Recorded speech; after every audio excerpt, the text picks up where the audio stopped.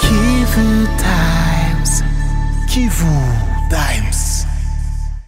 Mes chers Congolaises et Congolaises, ces 2 week-ends ont été des week-ends riches en leçons et en déceptions dans la vie sociopolitique de notre province du Sud Kivu. Le premier est marqué par la déchéance du gouverneur de province, par la motion de censure, précédée par l'invalidation et validation des mandats de certains députés provinciaux, parmi lesquels celui du président de l'Assemblée. Et le deuxième, que nous avons achevé ce samedi le 11 décembre 2021, est marqué par l'arithmétique politique sur l'intérim du gouverneur sortant, un acte qui va loin selon la loi sur la libre administration des provinces lorsque le gouvernement tombe par une motion de censure. Chers Congolaises et Congolaises, si nous les avons élus, c'est pour conduire le changement que chacun d'entre nous appelle de ses voeux. Nous le pressentons tous. Dans le monde tel qu'il est, la province du Sud Kivu serait condamnée au déclin si elle continue à assumer ses distractions. Nous avons tous, au fond de nous, la conviction que le Sud Kivu a déjà trop attendu, qu'il y a urgence, que cela ne peut plus attendre, que les réformes ne peuvent plus attendre. Je pense, mes chers, à la profonde rupture avec les mentalités tribalo-ethniques, les routines, les comportements du passé qui rendent si impossible les changements en notre pays et au Sud Kivu particulièrement.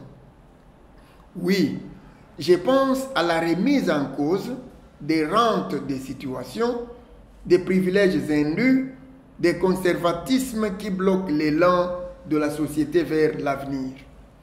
C'est dans les moments où tout doit changer, sous peine du plus grand péril, que les institutions se révèlent alors pour ce qu'elles sont, mais notre province toujours exceptionnelle dans les jeux du chaos. C'est dans ces instants cruciaux où leur rôle est décisif que les institutions expriment leur vérité ultime pour l'intérêt général. La République démocratique du Congo, une et indivisible, c'est l'idéal d'une nation qui sait que son unité lui a coûté de peines et de sacrifices et qui ne veut rien accepter qui puisse remettre en cause cette unité. Voilà pourquoi on ne peut pas gouverner la RDC comme on gouverne d'autres pays. Je vous avoue que je suis toujours aussi surpris qu'en 2021, 61 ans après l'indépendance, de voir nos gouvernants provinciaux se prendre à des colonisateurs tout en imposant des mesures, des souffrances, des jougs sur les Congolais assoiffés du changement. Comment expliquer un arrêté du gouverneur qui fixe les frais scolaires de 3 à 90 $ sans tenir compte ni des conditions de vie de son peuple, ni ses répercussions sur lui-même, ni sur les directions des écoles avec les parents? Ça, il faut les dénoncer et retirer. Parler avec la sincérité pour le bien-être de mon peuple, ce n'est pas une faiblesse ou une trahison pour considérer que le fait de donner la vraie vie à son peuple pendant l'exécution du mandat politique. Mais je vais vous dire, ce qui est ma volonté peut être notre volonté, ce qui est ma force peut également faire notre force collective, notre sincérité pour les projets que nous portons, notre sincérité à vouloir transformer notre pays, notre chère province du Sud Kivu, pour chacun et pour chacune. Voilà ce que c'est ma volonté, ce que c'est ma force, et voilà comment je les porterai pour la suite de mes combats politiques. Avec accord de ma base, des milliers de personnes qui avaient cru et qui continue à croire à mes valeurs politiques, j'ai l'engagement, dans peu de jours, à faire une marche pacifique et inclusive à toutes les forces vives et à tous les leaders politiques qui se sentent volontiers de dénoncer ce qui se passe en province. 1. La mauvaise gouvernance. 2.